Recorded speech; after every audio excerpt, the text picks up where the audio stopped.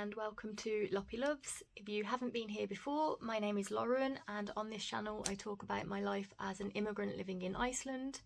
And today I just wanted to quickly jump on and talk to you about my all-time favourite restaurant in Iceland, Minilik.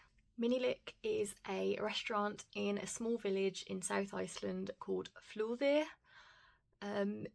There's not a whole lot there. There is Minilik Restaurant, there is a mushroom farm with a restaurant attached, a bakery, a liquor store, and the Secret Lagoon, and not much else that I can think of, at least at the top of my head. So if you were ever going to the Secret Lagoon, which is a popular tourist destination, I would recommend going to Minilik Restaurant afterwards. It is just open for 3 hours every evening, as far as I'm aware, from 6 till 9 in the evening, and I think it's closed on Mondays. In the winter, I think they do close for like a whole month or maybe 2, so I would just check ahead before you make the trip there to make sure they're going to be open, and I would recommend booking a table or showing up as soon as it opens at 6 if you want to go there, to make sure you can get a table. Minilik is very interesting in that it's in this tiny village in the middle of nowhere, and yet it is an Ethiopian restaurant. It is owned by a lovely couple, and one of them is from Ethiopia. The restaurant itself is not huge, but it's not small. It was extended a couple of years ago, as far as I remember, and it is gorgeous inside. There is all of this Ethiopian decor just covering the walls, and as soon as you step in there, like, the aroma of the food hits you, and it's just so delicious and mouth-watering, and it's just really cozy, like comfort food, which is perfect, especially in winter weather here in Iceland. I will warn you that it can take a while to have your order taken and also to get the food. I have never seen any staff besides the owners working there, so I do believe it is just the two of them. I don't know what the reason for that is, but bear in mind that this is a very small village with a small population, so I can't imagine it's easy to get workers there. But the food is absolutely worth the wait. It is so good. I'm going to put a picture of the menu on the screen now, so pause the video if you want to have a look at it. I did also recently put it on my Instagram page if you want to zoom in to have a look.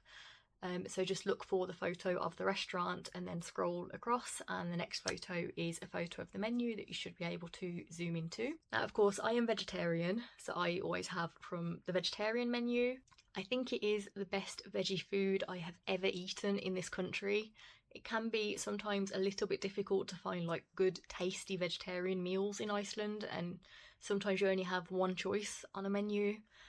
I think there are 3 or 4 choices on the Minilik menu, and all of them are delicious. I would recommend anything. Sometimes I have gone for just one of the single dishes, but what I prefer to do is go for the combo when it's available. They don't always have everything available, so just check with them. Well, they'll tell you when you're ordering anyway. But the combo is for one person, so bear that in mind.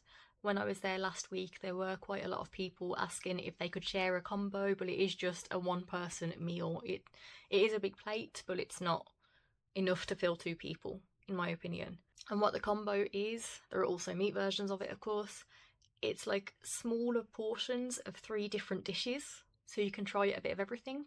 It also comes with some salad and vegetables, and it's served on the flatbreads, which you also use to eat it. And just a note, last week I had some green beans on my plate. I don't remember having them there before. I'm not usually the biggest fan of green beans, but these were the most delicious green beans I've ever had in my life. I don't know what the seasoning was or anything, but it was to die for. Now, the flatbread, which I don't know how to pronounce the name of it, but it's called like injera or something bread. I'll write the name on the screen.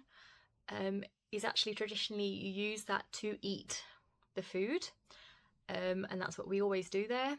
They won't provide cutlery as far as I'm aware unless you ask for it, maybe. When I started going there years ago, I don't remember them ever having cutlery, but I think they have in recent years. Don't remember anyone having any on Sunday last week though, so maybe take your own just to be sure if you have to eat with cutlery, but honestly I would recommend doing it the way that it's supposed to be eaten. So you tear off a little bit of flatbread, use that to kind of scoop a little bit of food and eat it. So you're just eating with your hands. I think it just adds to the experience, honestly. And if you run out of flatbread, you can always ask them for more. Don't know if you get charged for it or not. I have never paid attention, honestly. Well, probably, but I don't think it'd be expensive. I think the food is excellent value for money. It's not that expensive, especially by Icelandic standards, and it's enough. It's a satiating meal. One thing that I love about Minilik though is that I want to say full, but satiated.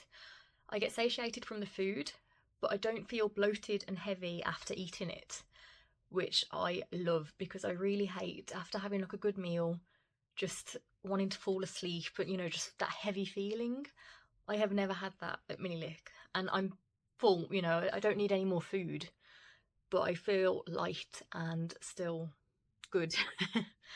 I don't know if that's just because I'm having the vegetarian food, because that is called the fasting time menu or something. Yeah, but I have never felt bloated afterwards, and I always go with meat eaters and I've never noticed any of them feeling bloated afterwards. There is also a dessert menu, and we don't always get dessert, but we did last week. My boyfriend got the banana split like he normally gets, and I had the little chocolate cake, which I'm not a huge cake person, but I did fancy it last week and it was very good. They also sell ceremonial coffee. Now, I don't really drink coffee in the evening, so I haven't had it for a long time, but I have had it at least once before that I remember. In the restaurant, there is a little kind of, I don't even know how to describe it, not a fire pit, but some kind of fire area. That's a really bad way of wording it. The fire is not lit, but if you order the ceremonial coffee, one of the owners will come out and actually roast the coffee beans in front of you to make the ceremonial coffee, and it is quite a cheap coffee as well, so it's good. It's very good value, great experience. They deserve so many customers and so much success. I don't know what I'd do if that restaurant ever closed down. And the owners are really nice. So I just wanted to jump on here quickly and tell you about my favourite restaurant for dinner. So check it out if you're ever in South Iceland. I hope you like this video. Please like and subscribe if you haven't already, and I will see you in the next one. Bye.